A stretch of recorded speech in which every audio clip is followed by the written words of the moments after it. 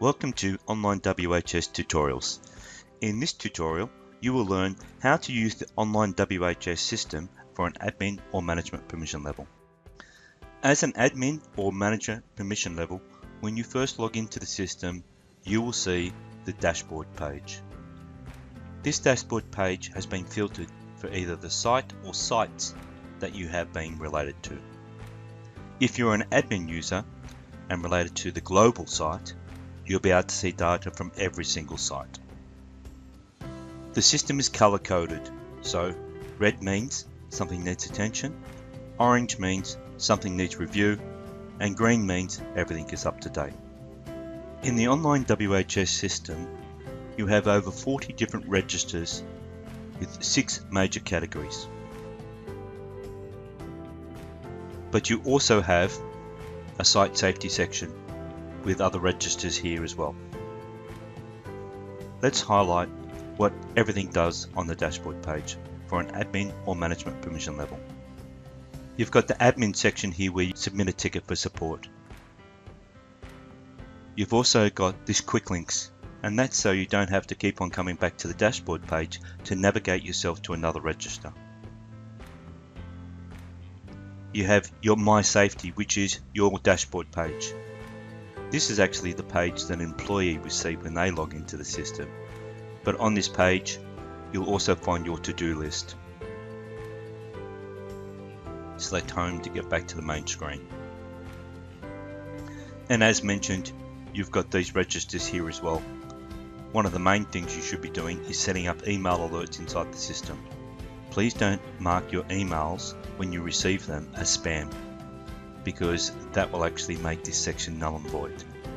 You also have your communications and actions and to-do list up here, as well as you've got your to-do list and communications here, which is coming soon. You have your profile where you can actually update and reset your password. Any admin or management permission level can see the username for people related to their site, but they cannot see a person's password. So it's a good idea for you actually to set reset password and update your password.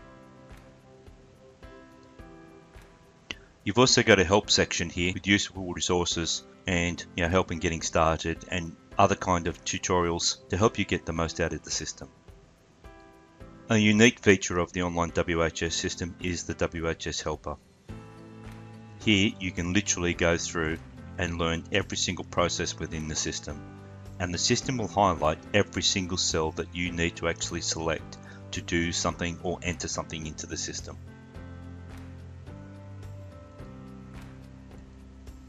Now let's go through some of the major functions of the system. If an induction is assigned to you, it should be in your to-do list, but any induction assigned to you will also be in your My Induction register. Just select on the inductions assigned and complete the entire induction. You cannot come back to the induction if you're halfway through. You must complete the entire induction. Make sure to use the signature box after you complete the induction. If you have failed the induction, you may see a button called Redo. Select this and undertake the induction again. But it's a good idea before you do is to select this link to see which answers were incorrect. If multiple attempts has not been selected, or you have used all your attempts, the induction will not be seen in your list, and management will need to reassign the induction.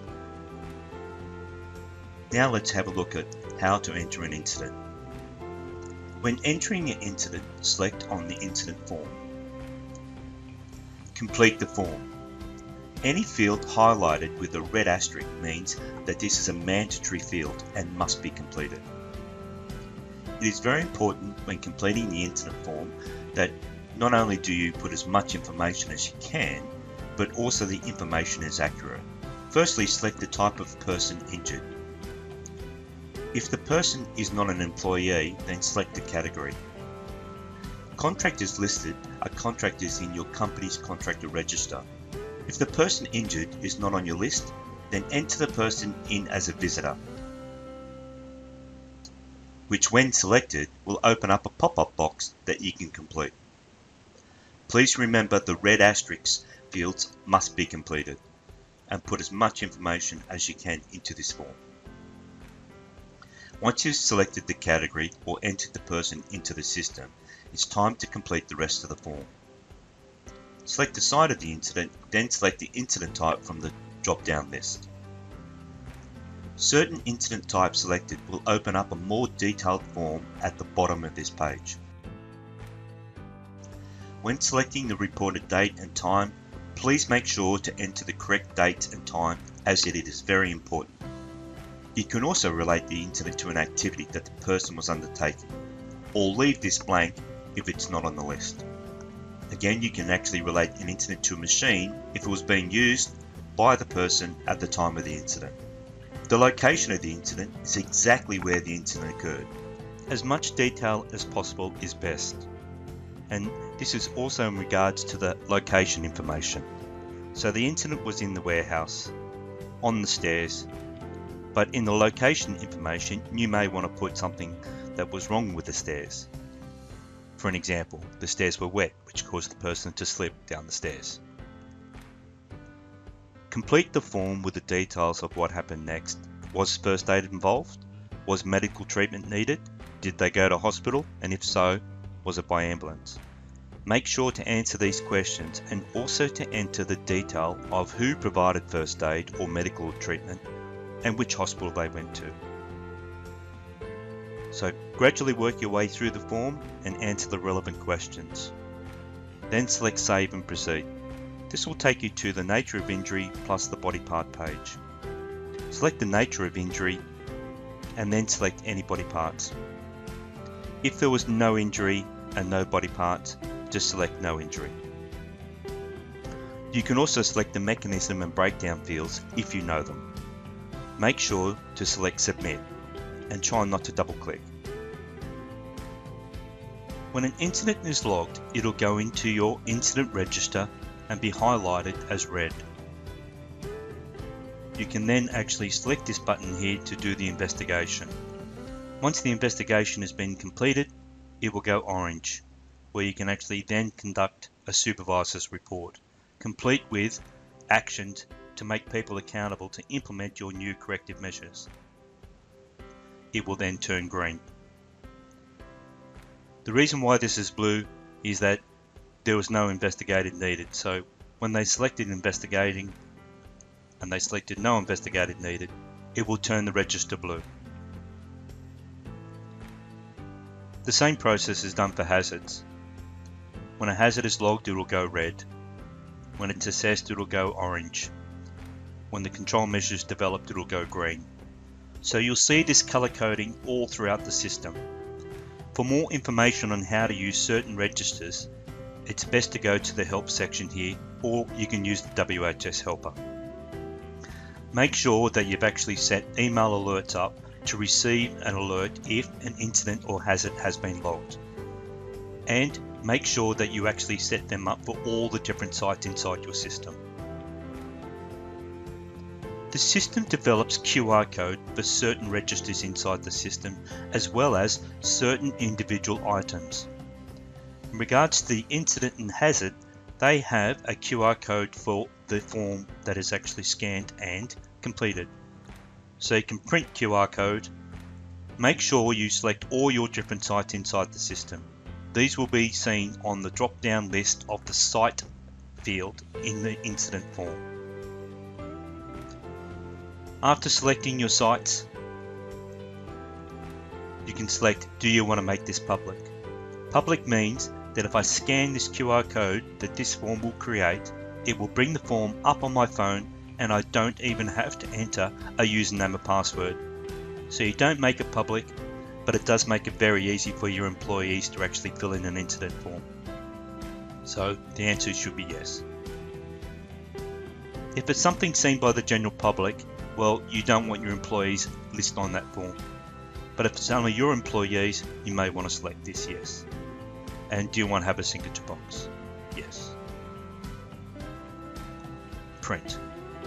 That will actually produce an incident form QR code. You can print that QR code form out and put it around your facility, or laminate it or do whatever it may be that you want to do. At Global, we actually have a plastic card machine that can actually print this out on plastic laminated cards for you. If I scan that QR code, it would bring up the incident form on my phone and I wouldn't even have to enter a username or password. So it is a great feature. So both the incident form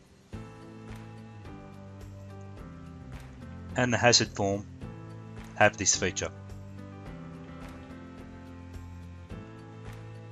Some items inside the system have their own individual QR code. For an example, you could build a checklist inside the system, and when you build a checklist inside the system, it will automatically create a QR code, even with the name of the checklist on it. Again, if you made this public, it would bring up the checklist on the person's phone so they can complete a checklist easily and effectively, and it'll go straight back into the system's log to highlight every single time it's been completed. For more information how to use this checklist builder, go to the help section because it is one of the major features inside the system. Each individual plant item has its own QR code as well as safe work methods and chemicals. But in regards to the safe work methods and chemicals, you can also print a QR code out for the entire register. Especially for, say for an example, chemicals in different locations. It's like having a chemical manifest inside your system or inside that QR code. And you can develop a maintenance QR code in the maintenance register, which is one of the major features of the system as well. If you want to know more about that register, please go to the help section. Now let's learn the basic fundamentals of each register.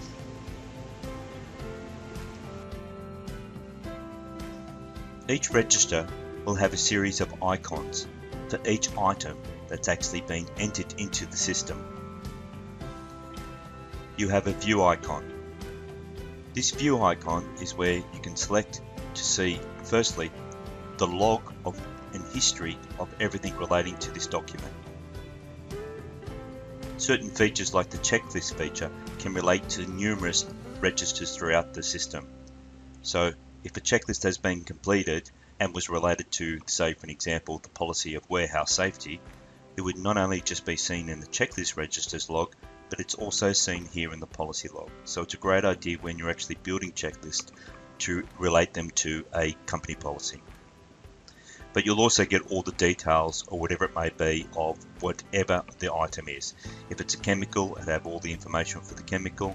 If it's a safe work method statement, it'll do the same, and so throughout the system. The next icon is the edit icon. This is where you can, say for an example, after entering the item into the system, you can come back and change it or update it. Most of the time you'll be changing the review date for continual improvement. But make a person responsible. That person won't get an email alert unless you set an email alert in the alert register, but it will put it into that person's to-do list. Many registers have this icon here as well. It's to upload a signed document.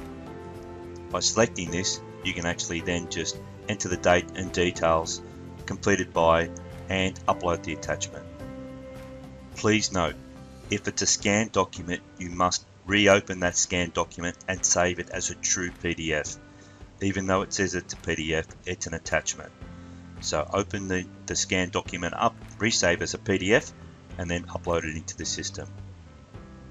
Also please note, there's a maximum size of 20 megabytes, and that's the same occurs here.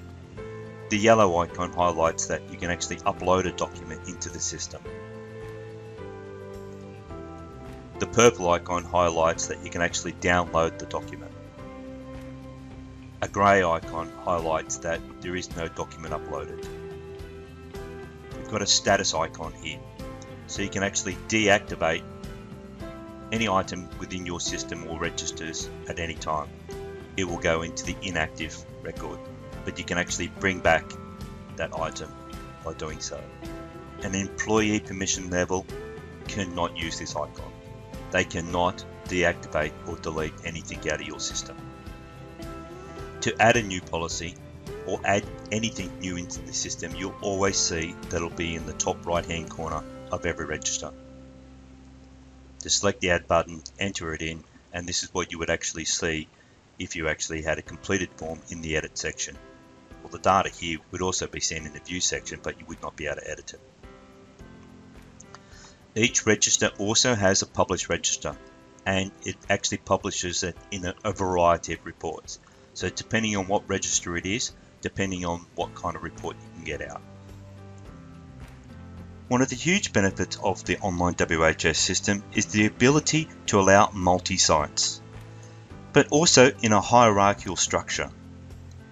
This is a great benefit to larger companies with multi-sites or departments, but also associations, industry bodies and franchises. Data entered into the global site can be seen in every single sub-site. This allows uniform documentation and procedures across all sites. It also allows the global site to develop comprehensive reports on all the data from the sub-sites.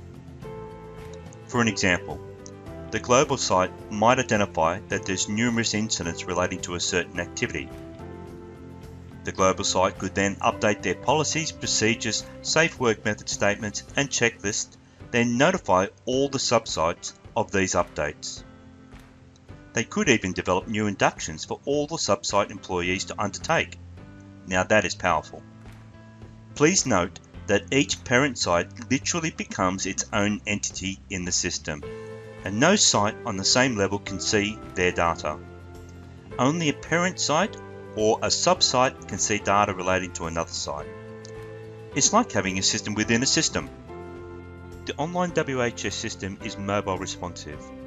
So to use the system via your mobile phone, what you need to do is open up our website on your phone, www.whssystems.com.au. Once you have done that, select the login button.